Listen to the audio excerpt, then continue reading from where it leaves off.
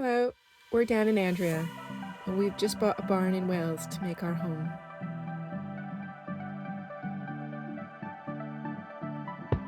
It needs quite a lot of work, but we think we're up for the challenge.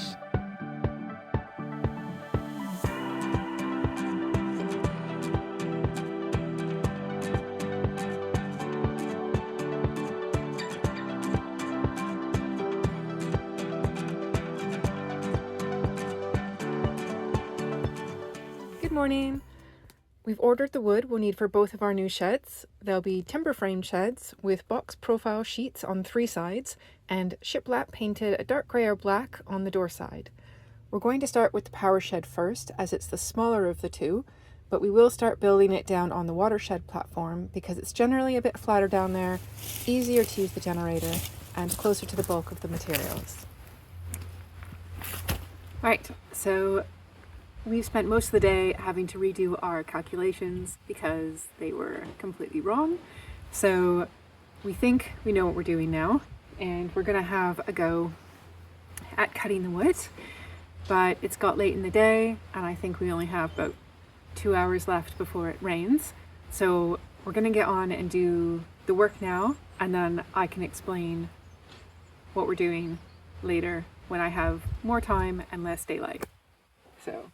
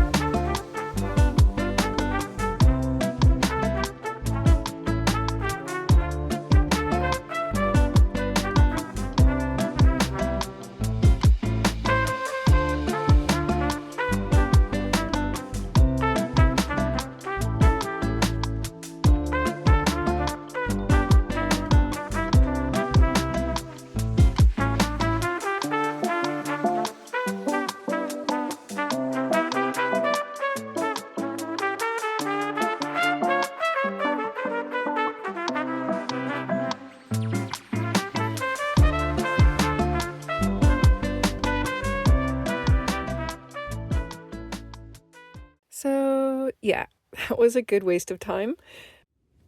We had started second guessing all of our notes, and we're trying to confirm how many uprights we needed per wall, as well as what lengths for the top and base plates, because 2 of the walls sit on the outside of the building and 2 are set back within those walls, so we wanted to be sure each wall's base plates were the correct size. We needed to move a bunch of OSB that was on top of the next materials, and then we could finally start cutting the pieces for the shed walls.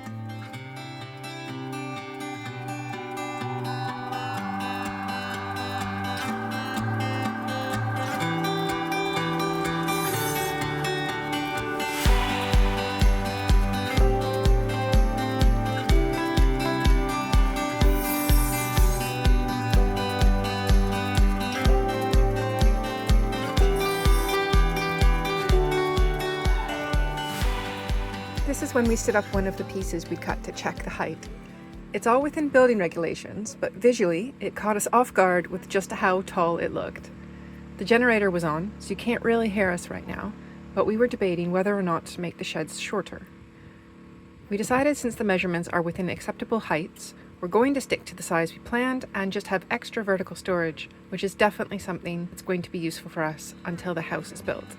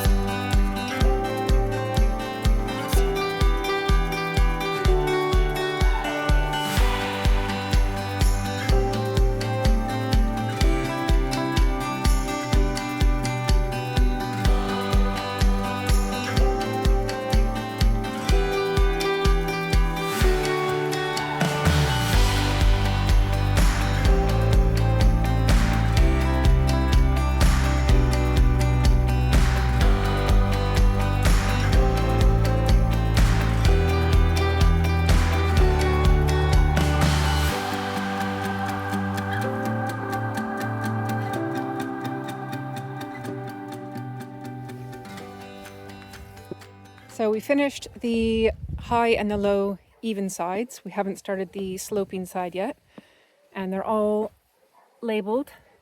So P for powerhouse, L for the low side, U for they're the uprights, and then I have 1 to 7 across them. We have the tops and then the base plates as well. So 2 walls worth. They're not exactly spaced at the moment, just roughly, but we're going to stop there because we're losing the light a little bit and also maybe hungry. So we're going to stop and do the 2 sides tomorrow. Did you enjoy today's session? I did. It was wonderful. We got there in the end.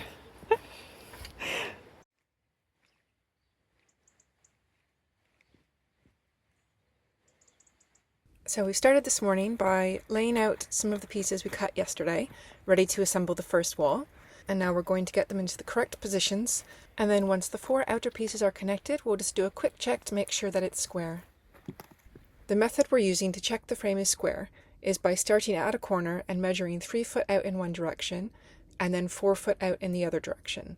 And then those 2 endpoints should come to 5 foot.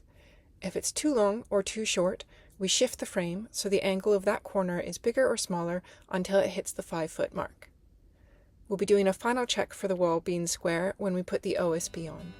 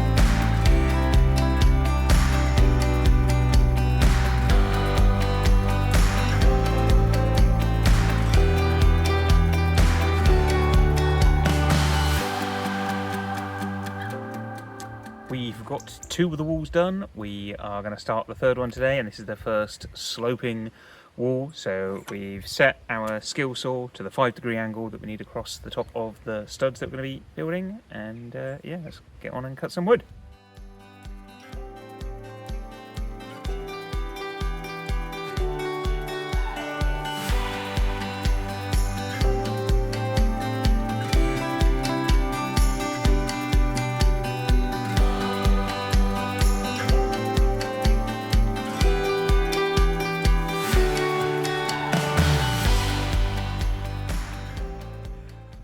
So one of the joys of trying to build a shed for our power is that you run out of power, and our batteries for our drill has just run out. So now we need to go for a drive into town, we'll get some lunch, we'll get some bagels, and use that as an opportunity to charge the batteries from the car power. So that's off-grid living for you.